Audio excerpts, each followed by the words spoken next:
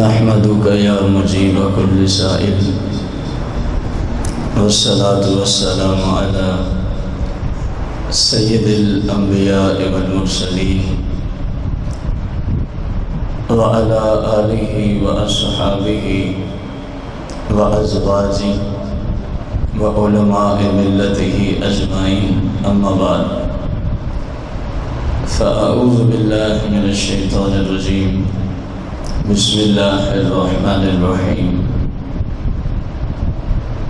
قال الله تبارك وتعالى في القرآن المجيد والفرقان الحميد وإذا قيل لهم اتبعوا ما أنزل الله قالوا بل نتبع ما ألفينا عليه آباءنا أولو كان آباؤهم لا يعقلون شيئا ولا يهتدون آمنت بالله صدق الله العظيم وصدق رسوله النبي الكريم قال الله تبارك وتعالى في القرآن المجيد والفرقان الحميد في شان حبيبه عليه الصلاة والتسليم إن الله وملائكته يصلون على النبي يا أيها الذين آمنوا صلوا عليه وسلموا تسليما الصلاة والسلام عليك يا سيدي يا رسول الله الصلاة والسلام عليك يا سيدي يا حبيب الله الصلاة والسلام عليك يا سيدي يا شفيع المذنبين الصلاة والسلام عليك يا سيدي يا رحمة للعالمين الصلاة والسلام عليك يا سيدي يا جد الحسن والحسين مولاي صل وسلم دائما أبدا على حبيبك خير الخلق كلهم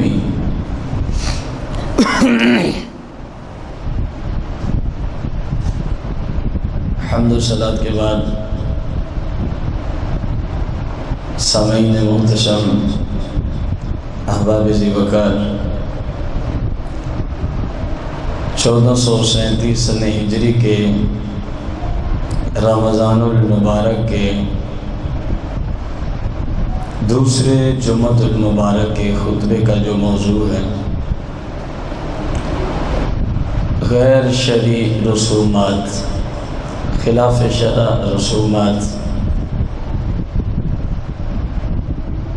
جب ہم قرآن و حدیث کی روشنی میں اپنے زمانے والوں کی رسومات کو دیکھتے ہیں تو سینکڑوں کی تعداد میں یہ رسومات نکلتی ہیں، اور یقیناً ایک گھنٹہ میں وہ سینکڑوں رسومات آپ کے سامنے رکھنا ناممکن نہیں بلکہ محال ہے. ان میں سے چند رسومات جو ہیں تو خلاف شرع لیکن دین اسلام سے دوری کی بنا پر لوگ شاید انہیں فرض سے بھی اگلے درجے کا فرض سمجھ کے اپناتے ہیں. اور مقصد اس عنوان اس موضوع کو لے آنے کا فقط یہی ہے کہ جو لوگ سرکار دو جہاں مالک کون و مکان صلی اللہ علیہ وسلم کی شریعت سے ہٹ کر، آپ کے طریقہ مبارکہ سے ہٹ کر مختلف باطل مذاہب میں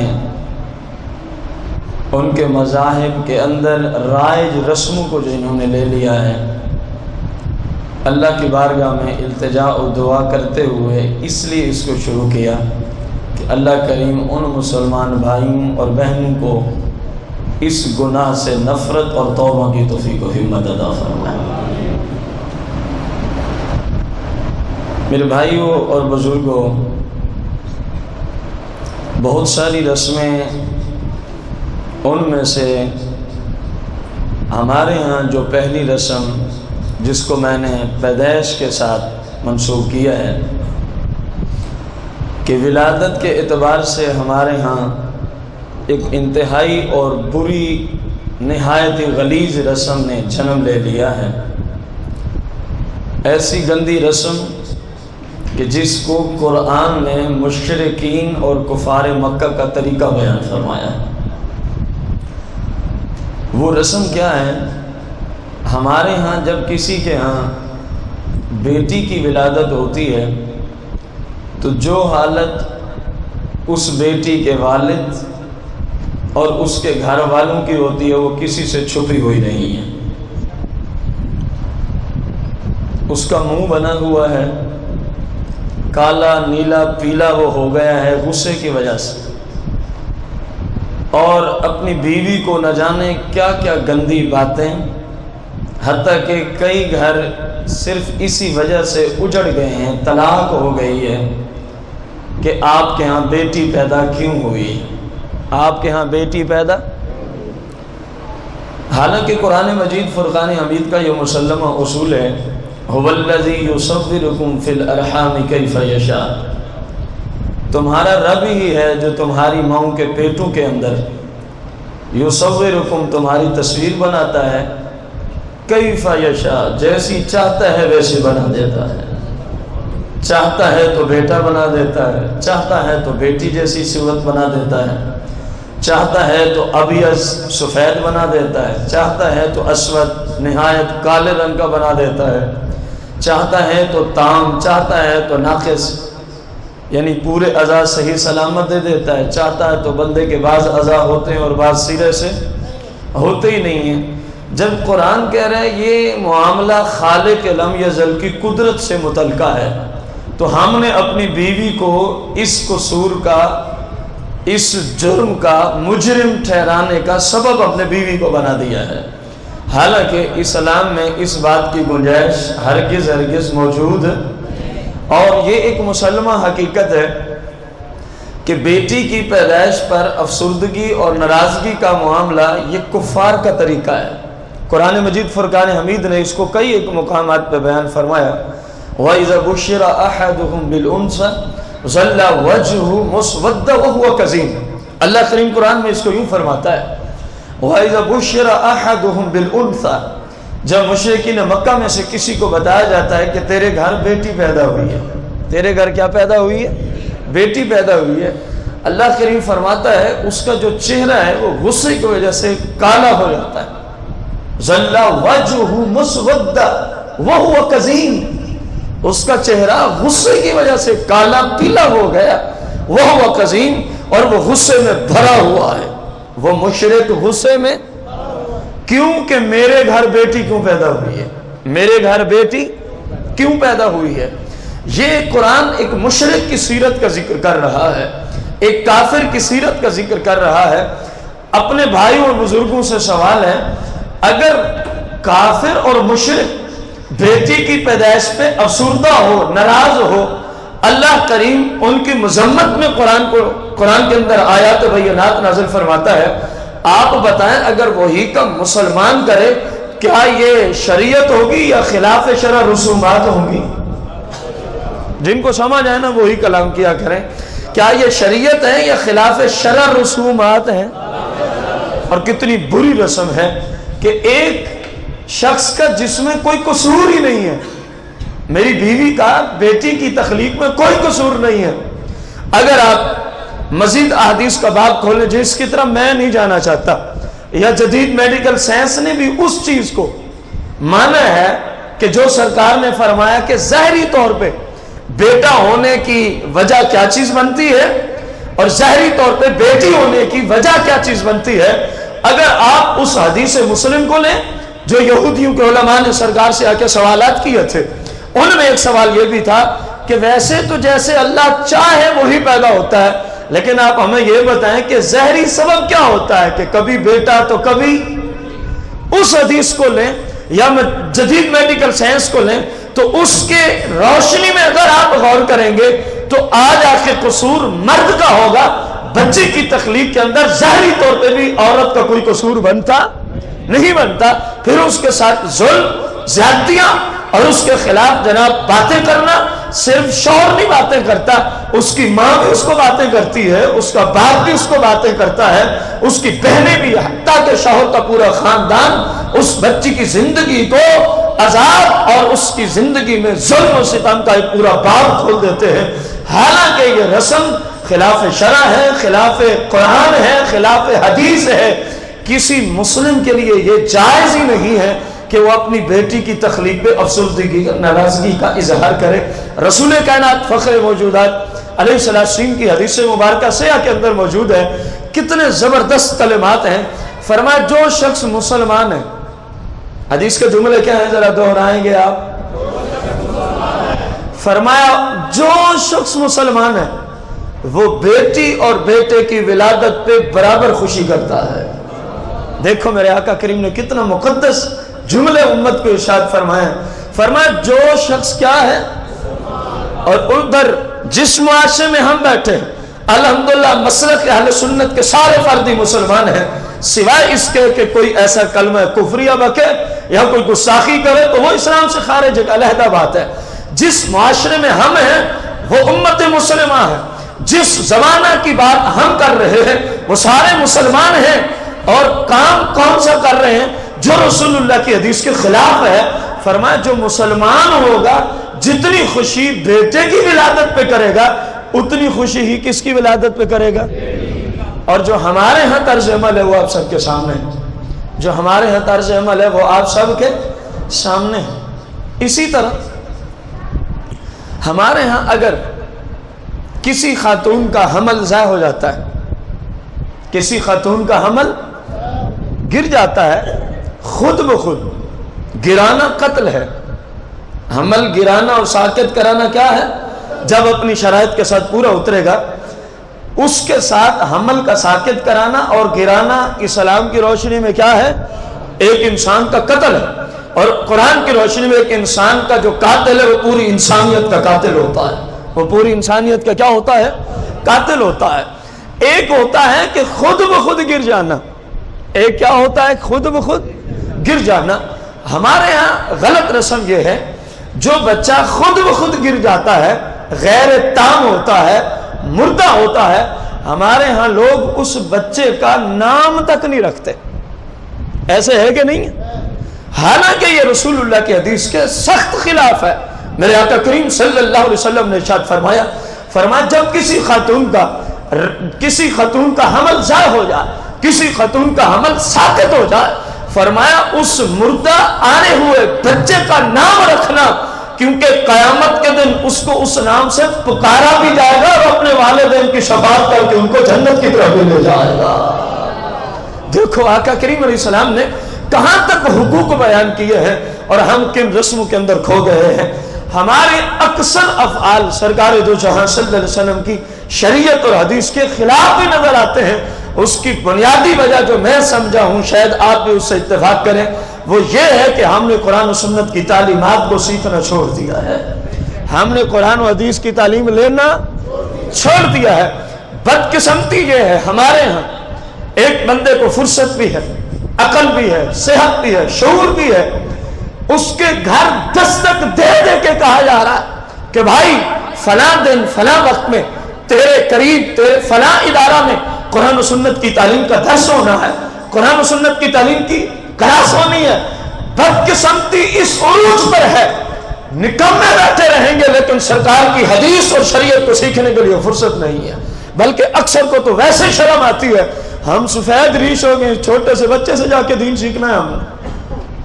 شریعت میں سفید داڑھی یا کالی داڑھی یا عمر کو نہیں دیکھا جاتا، اسلام میں صرف اس چیز کو دیکھا جاتا ہے جس کو اللہ نے قرآن و سنت کے نور سے حصہ عطا فرمایا ہے، اس پر ڈیوٹی لگائی ہے، جس کو نہیں دیا جا اس سے قرآن و سنت کا نور حاصل کر، جا اس سے قرآن و سنت کا نور، یا اس کے ذہن میں یہ ہوتا ہے یہ غریب خاندان کا شخص ہے، یہ ایک غریب مبلغ ہے، میں اتنا بڑا امیر شخص ہوں، میں اس کے سامنے جا کے جناب شاگردی اختیار کروں، میں اس سے دین اسلام سیکھوں۔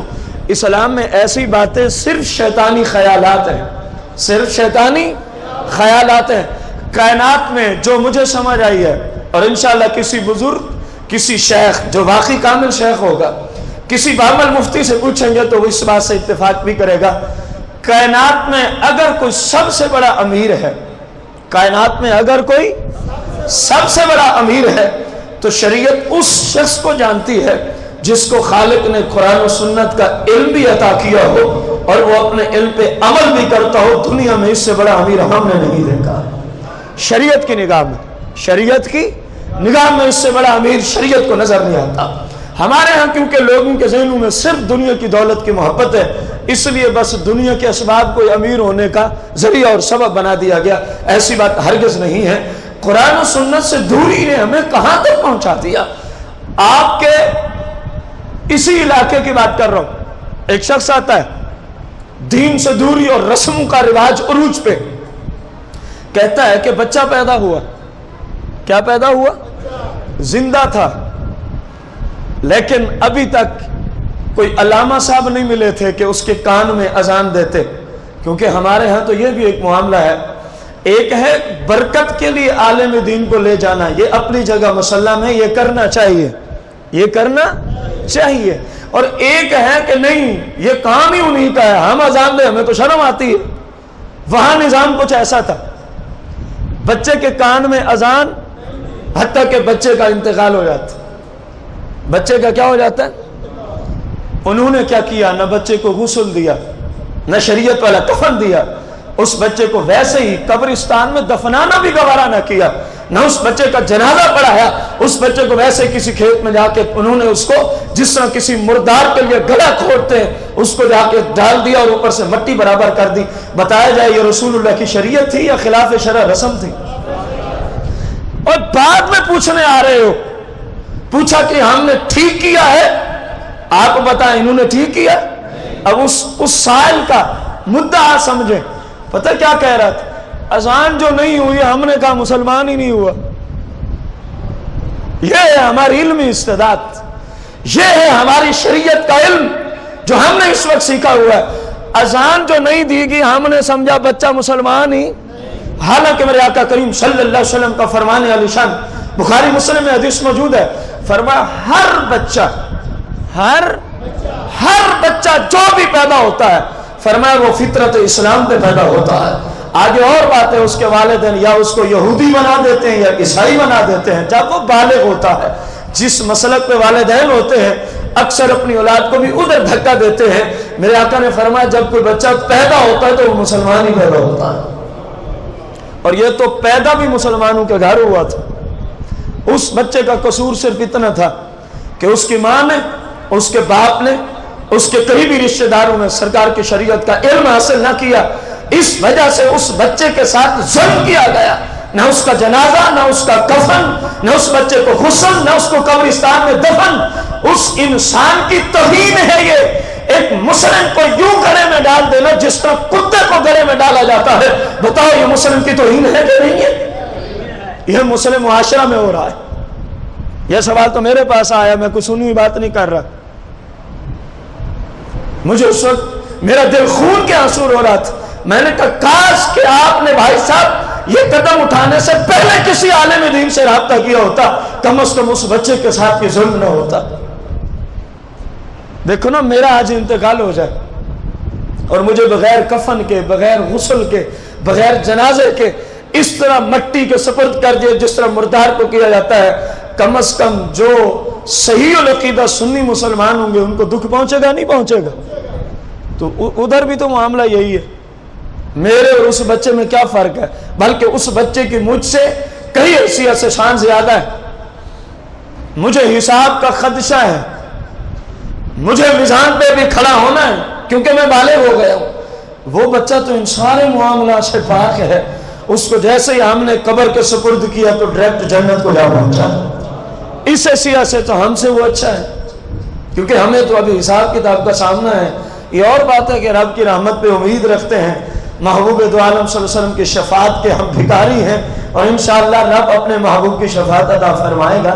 لیکن یہ بات الگ ہے کہ یہ صرف امید ہے، یہ صرف کیا ہے؟ کوئی کسی نے لکھ کے ہمیں نہیں دے دیا کہ ایسے ہی ہوگا، ہاں امید ہے، اور انشاءاللہ خالق امید کو پورا فرمائے گا۔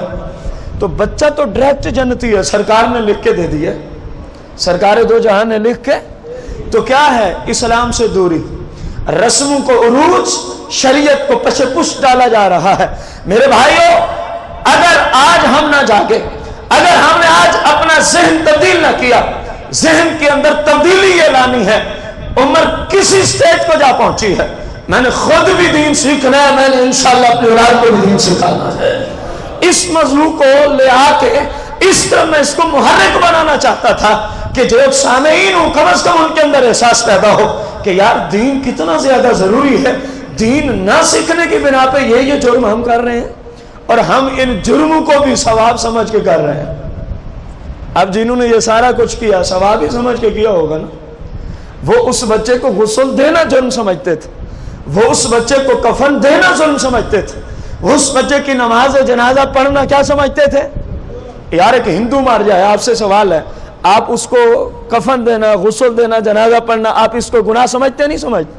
تو اس نے بھی تو یہی کچھ کیا ہے، کہہ رہا ہے یہ تو مسلمان ہی نہیں ہوا۔ یہ مسئلہ سن لو، اذان دینا باعث برکت ضرور ہے، لیکن اذان دینا فرض، واجب یا سنت مؤکدہ نہیں ہے، فقط مستحبات اور نوافل میں آتا ہے۔ کر لیں گے تو اچھی بات ہے، اگر اذان نہ ہوئی تو بیعت کے اس پیدائش والے کے مسلمان ہونے پہ کسی طرح کا کوئی فرق پڑتا۔ رسول کریم رؤوف الرحیم علیہ الصلوۃ والتسلیم کہ شریعت مطہرہ میں یہ اگلی رسم، یہ بھی عروج پر ہے، جب کسی شخص کا انتقال ہو جاتا ہے، جب کسی شخص کا، تو اس کو دیکھنے کے لیے اجنبی عورتیں بھی اس کی میت کے اوپر کھڑی، اجنبی عورتیں بھی اس کی میت کے اوپر۔ بھائی صاحب یہ خلاف شرع اور حرام ہے، یہ خلاف شرع اور حرام ہے۔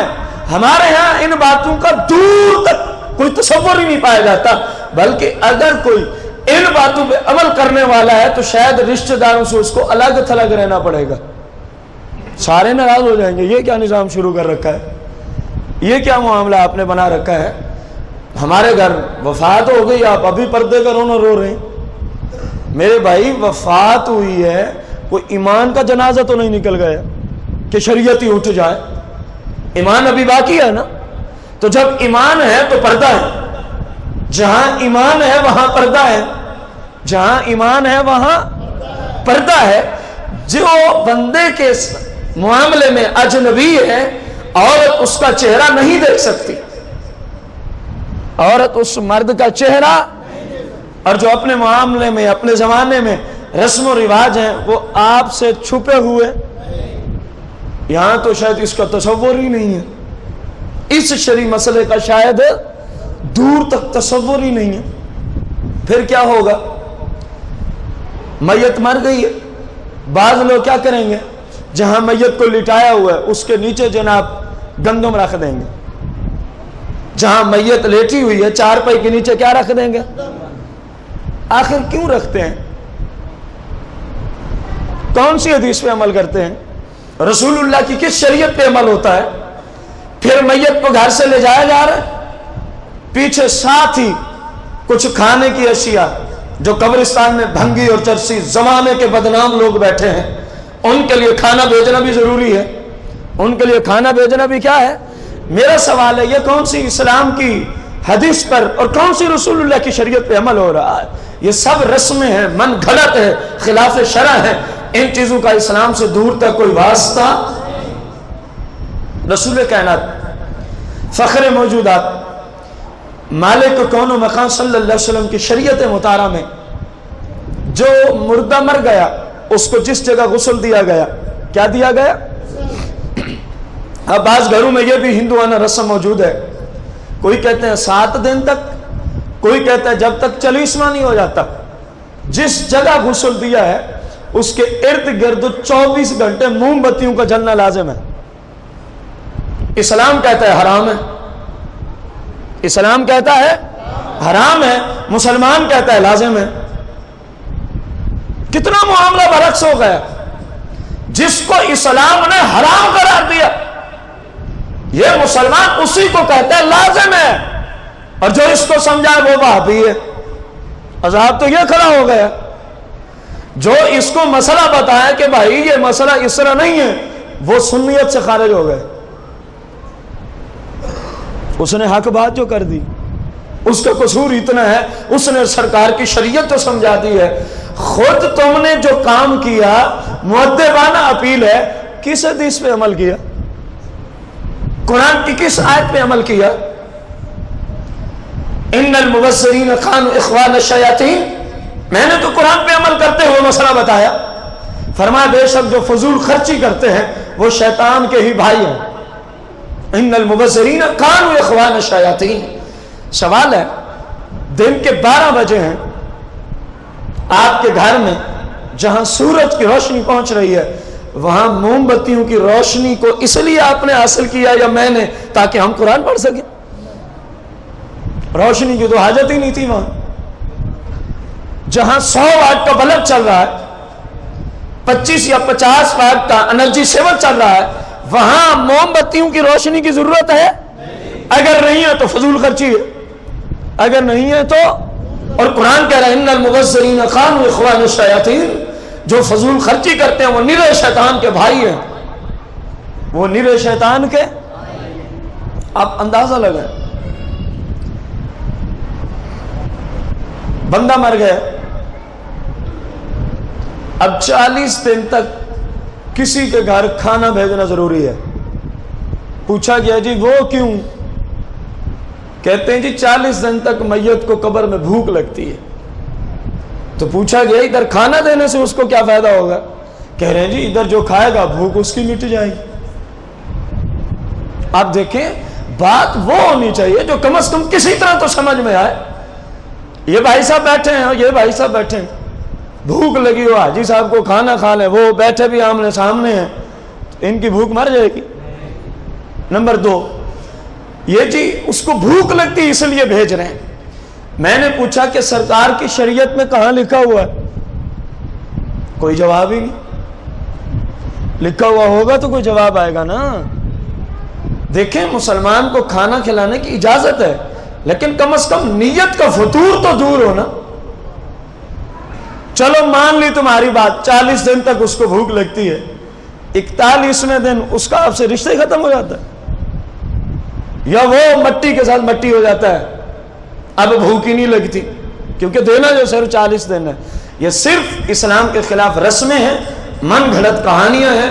اسلام میں ان چیزوں کی دور تک گنجائش نظر. شادی کی طرف آ جائیں. دن رکھنے ہوتے ہیں شادی کے. گھر کے جو سربراہان ہیں، اللہ ہر ایک گھر کے سربراہ کو سلامت رکھے. جن کی عمر بڑی ہے ظاہر ہے انہوں نے بھی اکٹھا ہونا، وہ پہلے انگلیوں پہ یوں گننا شروع کر دیتے، فلاں فلاں، اور ان طریقوں کو شادی کی ڈیٹ نہیں رکھنا. آپ کو مسئلہ سمجھ آ گیا؟ فلاں فلاں اور بابا جی کیوں نہیں رکھ؟ منحوس دن ہے. میرا سوال ہے، جس دن کو بابا جی نے منحوس قرار دے دیا، مہینے میں 3 تاریخیں ہیں، 4 ہیں یا 5 ہیں، میرا سوال ہے وہ دن اللہ نے نہیں بنائے؟ وہ تاریخیں خالق نے نہیں بنائی؟ وہ ایام اللہ کی تخلیق نہیں ہے؟ تو یہ منحوس ہیں. اسلام میں کوئی دن کوئی ڈیٹ پورے سال میں منحوس نہیں ہے. رسول اللہ کی احادیث کا مجموعہ آپ کے سامنے رکھ رہا ہوں. اسلام میں نہ کوئی دن منحوس ہے، اسلام میں نہ کوئی ڈیٹ منحوس ہے. اب جس نے یہ جملے بولے ہیں آپ بتائیں، اسلام میں تو ہے نہیں، وہ کہاں سے لایا ہوگا؟ ہندو مذہب سے. پتہ آپ کو بھی، لیکن آپ بولے نہیں، آپ کو سمجھ نہیں آئی. وہ ہندو مذہب سے نکال کے لائے، فلاں فلاں فلاں فلاں اور فلاں ڈیٹ کو بچے کی شادی ہے، بچی کی شادی ہے، یہ دن نہیں رکھنے، کیونکہ ان دنوں میں تو نحوست ہوتی ہے. ان دنوں میں کیا ہوتی ہے؟ اور اللہ تجھے ہدایت عطا فرمائے. اسلام میں ایسی باتوں کا وجود دور تک نظر. یہ سب من گھڑت رسم خلاف شرع رسومات ہیں جو تیرے بچے یا بچی کی شادی میں، اس کے آنے والی زندگی میں منحوس چیزیں ہیں، ان کو تو خرید کے لاگو کرتا ہے، اور جو منحوس نہیں ہے ان کو تو منحوس کہتا ہے.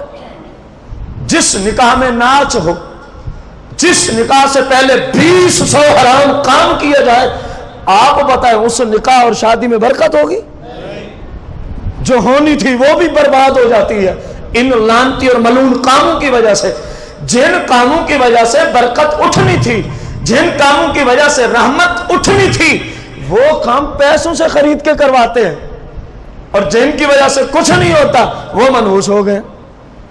वो क्या हो गए? मनहूस हो गए।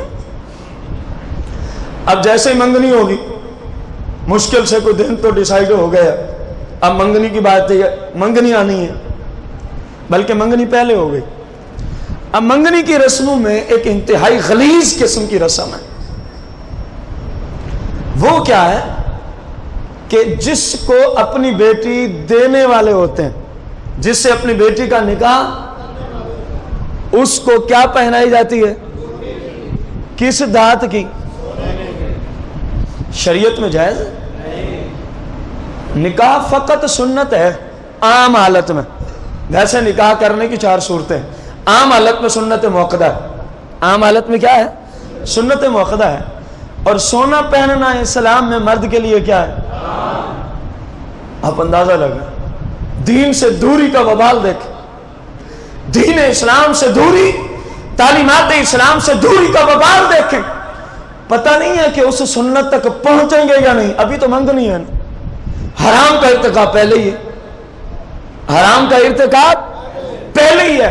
ये कोई एक हराम नहीं, जैसे ही देखभाल शुरू होती है, बेपर्दगी वाला हराम तो उसी वक्त से शुरू हो जाता। जितने गैर मर्द सब के सब औरतों में बैठे, मेरे बेटे की वहां मंगनी हुई है, वो जिसकी मंगनी हुई है अभी तो उसको पर्दा फर्ज है, तो आपके भाई का पर्दा भी गया, आपके भतीजों का भी गया, आपका भी गया। जिसको आपने पकड़ के उनके घर दाखिल किया उसका पर्दा ही उठ गया। हालांकि जिसकी वजह से आप पर्दा उठा रहे हैं, मंगनी वाले का तो अभी अपना पर्दा है मंगेतर से। जब तक निकाह नहीं होता पर्दा फर्ज है। ऐसे है कि नहीं? अब सोने की क्या पहनाई जा रही? अंगूठी पहनाई जा रही। आइए रसूल करीम सल्लल्लाहु अलैहि वसल्लम से मौला कायनात मौला मुश्किल कुछ रिवायत फरमाते हैं। सरकार दो जहां सल्लल्लाहु अलैहि वसल्लम ने एक हाथ में रेशम को लिया, एक हाथ में सोने को लिया, दोनों मुबारक हाथ बुलंद फरमाए। यह सया में हदीस किताब लिबास में मौजूद है। सरकार अलैहिस्सलाम ने फरमाया, इन्ना हाज़ैनी हरामुन अला ज़ुकूर उम्मती, इन्ना हाज़ैनी हरामुन अला ज़ुकूर उम्मती। फरमाया इन्ना हाज़ैन, ये दोनों, सोना और खालिस रेशम, जो रेशम के कीड़े से धागा हासिल करके उसी का ताना, उसी का बाना, उससे जो कपड़ा बनता है, उस रेशम को हराम करार दिया। बात समझ आ गई? फरमाया इन्ना हाज़ैनी हरामुन, ये दोनों मैंने क्या कर दी हैं? किन पे हराम है? 2 शर्तें। अला ज़ुकूर उम्मती, फरमाया मर्द भी हो, मेरी उम्मत का भी हो, मैंने उस पे हराम कर दी है। अब जो पहनते हैं बताएं, या तो वो मर्द नहीं होंगे या फिर उम्मत के फर्द नहीं होंगे। मैं तो नहीं कह रहा, रसूलुल्लाह की हदीस बयान कर रहे। अला ज़ुकूर उम्मती इन हाज़ैनी हरामुन अला ज़ुकूर उम्मती। फरमाया सोना भी हराम है, रेशम भी हराम है, जो मेरी उम्मत का मर्द है उस पे हराम है। मर्द भी हो, उम्मती भी हो, उस पे तो हराम है। और जिसको हमने पहनाया वो क्या है? मर्द भी है, उम्मती भी है। तो सरकार ने तो नफी फरमाई थी, और नहीं हमारे बड़ों से ये रस्म चली आ रही। अब्बा जी भी ऐसे करते थे, दादाजी भी इसी तरह, पर दादा भी। कुरान ने बड़ा खूबसूरत जवाब दिया। सूरह बकरा है, आयत नंबर 170 है। वइज़ा क़ील लहुम इत्तबिऊ मा अंज़लल्लाह, जब उनको कहा जाता है उस पे अमल करो जो अल्लाह ने शरीयत उतारी है, जो अल्लाह ने शरीयत उतारी है। कालू, आगे से जवाब देते हैं, बल नत्तबिऊ मा अल्फ़ैना अलैहि आबाअना, हम तो वही करेंगे जिस तरह आबा व अजदाद करते थे। ये मैंने खुतबे में पढ़ी थी आयत। हम तो वही करेंगे जिस तरह हमारे आबा व अजदाद बड़ों ने ये किया, तो हम भी वही करेंगे। अल्लाह पाक फरमाता है, अवला खाना اولو کان آباؤہم لا یعقلون شیئا ولا یہتدون، فرمایا بھلے تمہارے آباء و اجداد کو کوئی عقل ہی نہیں تھا، کوئی شریعت کا علم ہی نہیں تھا، ولا یہتدون، بھلے تمہارے آباء و اجداد ہدایت یافتہ نہیں تھے، پھر بھی ان کی رسموں کو لوگے۔ یہ قرآن ہے۔ اگر میں ویسے کہتا تو مجھ پہ کافی سارے لوگ ناراض ہو جاتے، ہمارے بڑوں کی توہین ہو گئی۔ اب قرآن ہے، جس نے ناراض ہونا ہے خالق سے ناراض ہو، کیونکہ یہ تو خالق کا فرمان ہے۔ سورہ بقرہ ہے، آیت نمبر 170 ہے، گھر جا کے دیکھ لیجئے گا۔ معلوم ہوا جو کام ابے نے کیا ہو، اماں نے کیا ہو، دادے پردادے نے، اگر وہ خلاف شرع ہے تو مسلمان کو اس کام کو اس لیے کرنے کی اسلام اجازت نہیں دیتا کہ ابا جی جو اسی طرح کرتے تھے، فرمایا اس نے جو کرنا تھا کر لیا، اب تو نے بھی وہی کچھ کرنا ہے، وہ تو اپنے کیے کی سزا بھگت رہا ہے، کیا تو بھی اسی کے ساتھ وہیں جانا چاہتا ہے؟ اس کو جو شریعت کے مطابق علم نہیں تھا، حلال حرام کو پتہ نہیں تھا، تجھے تو اللہ نے علم دیا ہے، تجھے تو پتا ہے یہ حرام ہے، کس کو نہیں پتا کہ سونا پہننا؟ کتنے لوگ عمل کریں گے اس کے بغیر؟ جی منگنی نہیں ہوتی، نکاح ہی نہیں ہوتی۔ کب نہیں ہوتا؟ جب حرام والا نکاح کرنا ہو، حرام افعال کا ارتکاب کرتے ہوئے جب شادی کرنی ہو تب نہیں ہوتا۔ جب رسول اللہ کی شریعت والا نکاح ہو تو اس میں تو ویسے ہی حرام ہے، اس کو پہنانا جائز نہیں ہے۔ ایسے ہے کہ نہیں؟ اب یہ رسم ہے لیکن فرض سے اگلے درجے تک پہنچی ہوئی ہے۔ آپ کہیں گے فرض سے اگلے درجے میں کیسے؟ آپ کو سمجھا دیتا ہوں اپنی عقل و شعور کے اعتبار سے۔ ہر بندہ جس کے گھر بھی منگنی کا معاملہ ہے، جس کی بیٹی کی کسی سے شادی ہو رہی ہے، اگر وہ غربت کی وجہ سے نہ پہنا سکے تو بات علیحدہ ہے، ورنہ اس کی کوشش کیا ہوتی ہے کہ میں سونے کی انگوٹھی۔ کیا ہر گھر والے 5 وقت کے نمازی ہیں؟ بولو تو صحیح۔ جو حرام ہے اس کو ہر گھر والا کرنے کے لیے تیار، جو فرض عین ہے ہر گھر میں وہ ہمیں نظر ہے۔ کیا ہر گھر والے رمضان کے روزے رکھنے والے ہیں؟ کتنی بدقسمتی ہے مسلمان کی، سال کے بعد خالق کے کائنات کی طرف سے مہمان آتا ہے، آج ہٹے گھٹے صحت مند 2.5 نہیں 3 4 من کی لاشیں رکھتے ہوئے بھی آج روزہ نہیں رکھتے۔ قیامت کے دن اپنے رب کو کیا جواب دو گے؟ جس کا ایک روزہ چھوڑنے سے بندہ جہنمی ہو جاتا ہے، اس پورے ماہ مبارک کے روزے چھوڑنے والا قیامت کے دن رب کو کیا منہ دکھائے گا؟ لوگ کہتے ہیں رسول اللہ نے کبھی کافروں کو بد دعا نہیں دی، میں کہتا ہوں رسول اللہ نے اپنی امت کو بھی بد دعا دی ہے، میں حدیث سے ثابت کرتا ہوں۔ یہ جملہ بالکل غلط ہے، سرکار نے تو کبھی کافروں کو بد دعا نہیں دی، سرکار نے امت کو بھی بد دعا دی ہے۔ سنو حدیث، 3 گروہوں کو سرکار نے بد دعا دی، میں صرف ایک گروہ کا ذکر کرنا چاہوں گا۔ سرکار تشریف لاتے، منبر کی ایک سیڑھی پر قدم رکھتے فرماتے آمین، دوسری پہ قدم فرماتے آمین، تیسری پہ قدم فرماتے ہیں۔ صحابہ نے پوچھا سرکار نے 3 باتیں ارشاد فرمائیں، لیکن میرا موضوع ادھورا رہتا ہے، میں ایک اپنی متعلقہ عرض کرنے چلا ہوں۔ سرکار نے فرمایا جبریل نے یہ دعا کی، جو یہ نہ کرے وہ برباد، جو یہ نہ کرے وہ برباد۔ تیسری دعا جبریل نے کہا یا رسول اللہ، جس آپ کے امتی کی زندگی میں رمضان آ جائے اور اپنے رب کی بارگاہ میں توبہ و تائب ہو کر عبادات کر کے اپنے رب کو راضی نہ کر سکے، وہ برباد ہو جائے۔ اے صحابہ میں نے کہہ دیا وہ برباد ہو جائے۔ یہ بد دعا ہے کہ نہیں ہے؟ لوگ تماشا سمجھتے ہیں اسلام کو، آج لوگوں نے مذاق اڑایا ہوا ہے۔ بندہ کہتا ہے یار روزہ رکھ، حیا کر، شرم کر، وہ بکواس کرتا ہے ہم نے روزہ رکھ کے مرنا ہے۔ یہ آگے سے مسلمان کے جواب، کسی کا جسم کم ہو رہا ہے اس لیے روزہ نہیں رکھتا، کسی کے حسن میں کمی آتی ہے اس لیے روزہ نہیں رکھتا، کسی کا کوئی بہانہ ہے، کسی کا کوئی۔ خدا کا خوف کرو، ایک روزہ چھوڑنا بھی گناہ کبیرہ ہے، تو جو سارے رمضان کے روزے چھوڑتا ہے دیکھے تو صحیح اللہ کے ہاں اس کو کتنا معاملات کا سامنا۔ سرکار دو جہاں مالک کون و مقام صلی اللہ علیہ وسلم کی شریعت مطہرہ میں سونا پہننا کیا ہے؟ میرے آقا کریم نے فرمایا کیا بات ہے، کیا فرمایا؟ کیا بات ہے کہ میں تم میں سے کسی شخص کو دیکھتا ہوں کہ وہ جہنم کے انگارے کا ارادہ کرتا ہے اور پھر تو دیکھتا ہوں تو اس کے ہاتھ میں جہنم کا انگارہ ہوتا ہے۔ یہ کب فرمایا تھا؟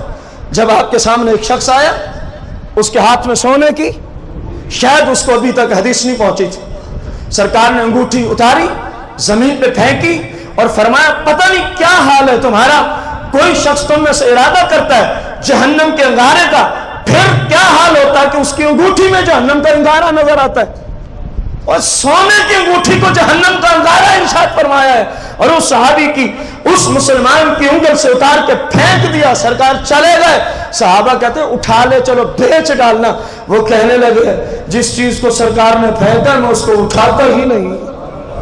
محبت رسول تو یہ ہے، عشق رسول تو یہ ہے، الفت رسول تو یہ ہے، جس محبت کو اللہ رسول نے محبت قرار دیا سرکار کی طرف نسبت کرتے ہوئے، وہ یہ محبت تھی۔ ہم کس محبت میں زندگیاں گزار رہے ہیں؟ سرور دو جہاں مالک کے کون و مکان اسلام کی شریعت میں ایک نئی رسم آج کل کھڑی ہو گئی ہے۔ جب ولیمہ ہوتا ہے دلہے کا، کیا ہوتا ہے؟ بارات میں بھی اسی طرح ہوتا ہے، ولیمہ میں بھی، تو آج کل دلہے کا جو سٹیج ہے وہ کس طرف لگتا ہے؟ جہاں عورتیں بیٹھی۔ کون بیٹھی ہیں قبلہ؟ وہ ساری اس کی مائیں تو نہیں ہے کہ بندہ کے پردہ ہی نہیں ہے، وہ جو 150-200 خاتون بیٹھی ہے اس پورے حال میں، وہ ساری اس کی حقیقی بہنیں بھی نہیں ہے، بندہ کے پردہ نہیں ہے۔ بتاؤ یہ شریعت ہے یا رسم ہے؟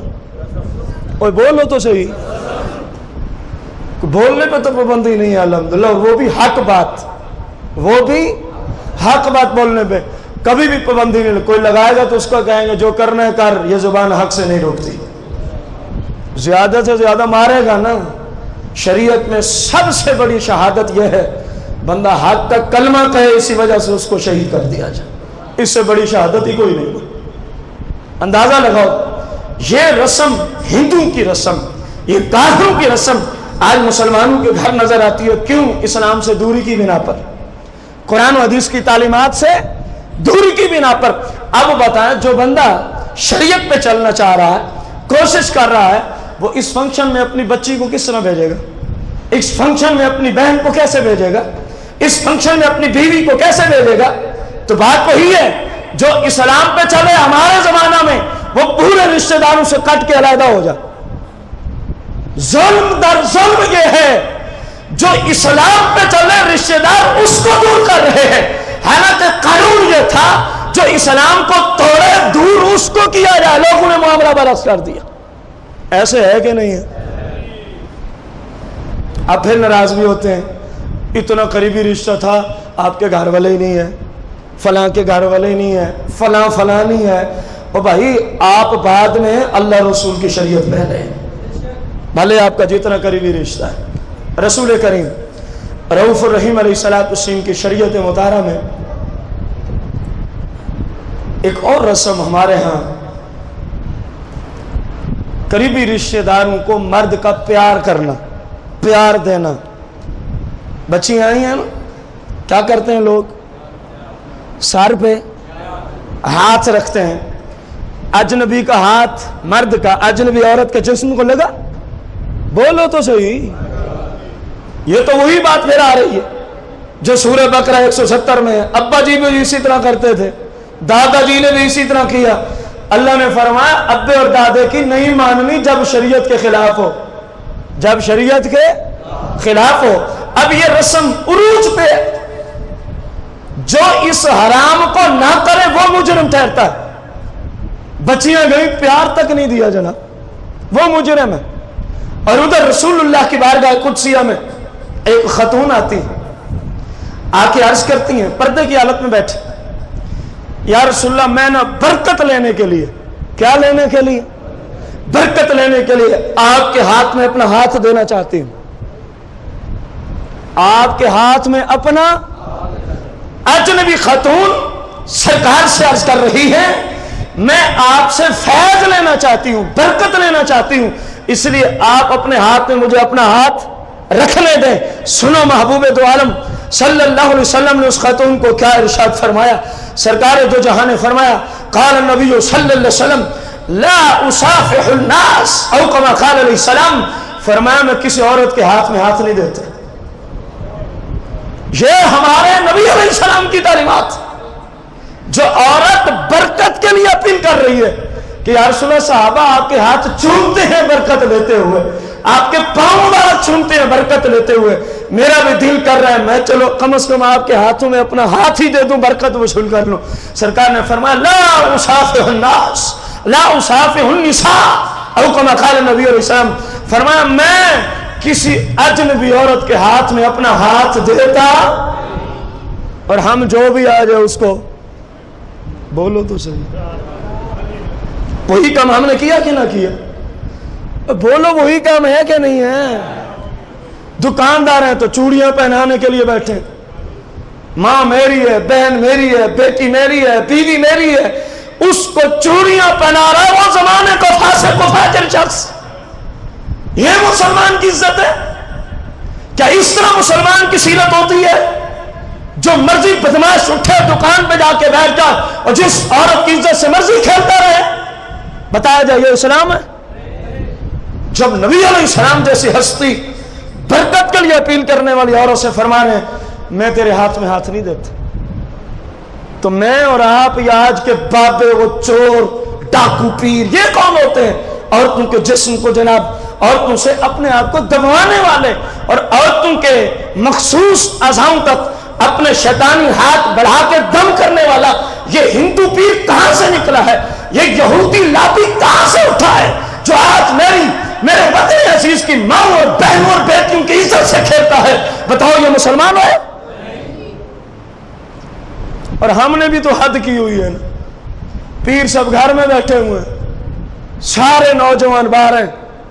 اور کیوں باہر آئے ہو؟ پیر سب تھکے ہوئے ہیں, میری بیوی انہیں دبا رہی ہے. لعنت ہے تیرے پیر پر, لعنت ہے تیری بیوی پر, لعنت ہے تیرے اس نظریے پر. اسلام میں یہ کبیرہ گناہ ہے جس کو تو پیر صاحب کی عزت سمجھتا ہے.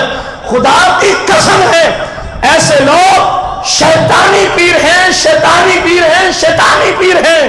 ان لوگوں کا اسلام سے دور تک کوئی واسطہ.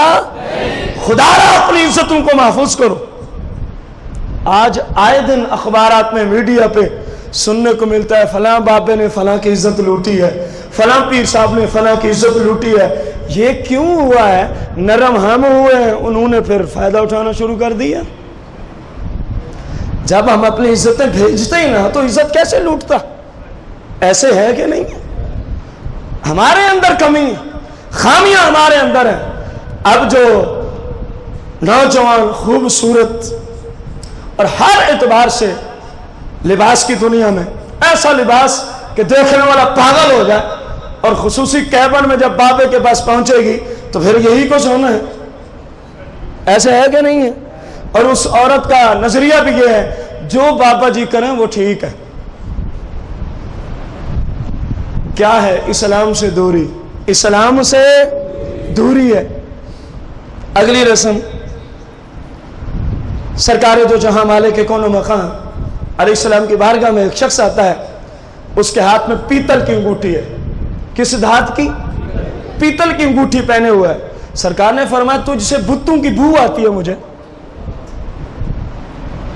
تجھ سے بتوں کی بو آتی ہے مجھے. اس نے اس کو اتار دیا. پھر جو گیا لوہے کی انگوٹھی پہن کے آ گیا. سرکار علیہ السلام نے فرمایا پتہ نہیں کیا ہو گیا لوگوں کو کہ میں تمہارے ہاتھوں میں جہنمیوں کا زیور دیکھتا ہوں, تمہارے ہاتھوں میں جہنمیوں کا. اس نے اس کو بھی پھینک دیا. عرض کی یا رسول اللہ پھر پہننی کس دھات کی انگوٹھی ہے؟ سرکار نے فرمایا چاندی کی ایک انگوٹھی. آج کل کے جو اوزان ہیں ان میں 4.5 ماسے سے کم ہو, زیادہ نہ ہو, اس کی مرد کو اجازت ہے. نگ کے علاوہ نگ کا وزن جتنا مرضی ہو ٹھیک. دیکھا آپ نے امت کو, دیکھیں پیتل لوہا تانبا کتنی کثرت سے ہمارے ہاں نوجوان استعمال کرتے ہیں, ہے کہ نہیں ہے؟ سرکار کیا فرما رہے ہیں؟ ایک طرف فرمایا بتوں کو بھی بھو آتی ہے, دوسری جانب فرمایا پتہ نہیں کیا ہو گیا جہنمیوں کا زیور تمہارے ہاتھوں تک آ پہنچا ہے. جہنمیوں کا زیور تمہارے ہاتھوں تک آ پہنچا ہے.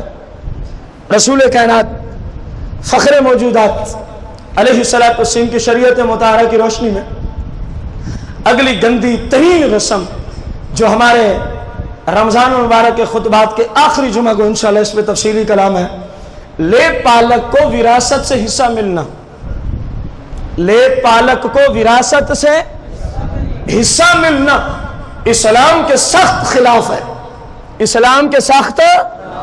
لے پالک پر پالنے والے کا نام والد کی جگہ استعمال ہونا اسلام میں حرام ہے، اسلام میں کیا ہے؟ لیکن دونوں باتیں ہمارے زمانے میں عروج پر ہیں، ہمارے زمانے میں کیا ہے؟ عروج پر ہے۔ ایسے ہے کہ نہیں ہے؟ اس کے مفصل احکامات آخری جمعہ سے شروع ہوں گے، پھر جب تک چلتے جائیں گے قسط وار انشاءاللہ ان کو آگے چلائیں گے۔ رسول کائنات فخر موجودات علیہ السلام کی شریعت مطہرہ کی روشنی میں اگلی جو ہمارے ہاں ایک رسم عروج پر ہے وہ یہ ہے کہ جب چاند گرہن ہوتا ہے، کیا ہوتا ہے؟ سورج گرہن ہوتا ہے، تو جو بچیاں حمل کی حالت میں ہوتی ہیں ان پہ اب پابندیاں شروع، بیٹھنا نہیں، لیٹنا نہیں، سونا نہیں، کوئی چیز چھری وغیرہ سے کاٹنی نہیں، چلتی رہو، بھلے وہ 10 گھنٹے رہے آپ چلتی رہو۔ یہ اسلام ہے؟ میرے آقا کریم سے پوچھ، بخاری مسلم میں حدیث، چاند اور سورج گرہن میں معمول کیا عطا فرمایا سورج گرہن لگے تو نماز پڑھا کرو۔ کیا کیا کرو؟ جب نماز پڑھیں گے تو اتحیات میں بولو تو صحیح، بیٹھیں گے، اور کتنی نماز ہے؟ 2 رکعت۔ جب نماز پڑھ لو فرمایا اب ذکر اذکار کرتے رہو، توبہ استغفار کرتے رہو۔ توبہ چاند گرہن میں ہے ہی سارا توبہ استغفار، فرمایا بیٹھو اللہ کی بارگاہ میں توبہ استغفار کرو۔ اور لوگوں نے کیا کہا؟ آپ بیٹھ نہیں سکتے، آپ لیٹ نہیں سکتے، حالانکہ لیٹے ہوئے بھی توبہ استغفار کرنا جائز ہے۔ آپ تھک گئے بیٹھے بیٹھے، درود و سلام توبہ استغفار سے لیٹ کے شروع کر دیں۔ میرے آقا کریم تو لیٹ کے قرآن شریف بھی پڑھا کرتے تھے۔ میرے بھائی یہ سب توہمات ہیں، خلاف شرع رسومات ہیں، اسلام کا ان سے دور تک کوئی تعلق نہیں ہے۔ بہت ساری باتیں رہ گئیں لیکن وقت ہمارا کیونکہ پورا ہو گیا۔ خالق کے کائنات سے دعا گو ہیں جو ہم نے آج دین کی روشنی میں پڑھا ہے، اللہ تعالی ہم سب کو عمل کی توفیق عطا فرمائے۔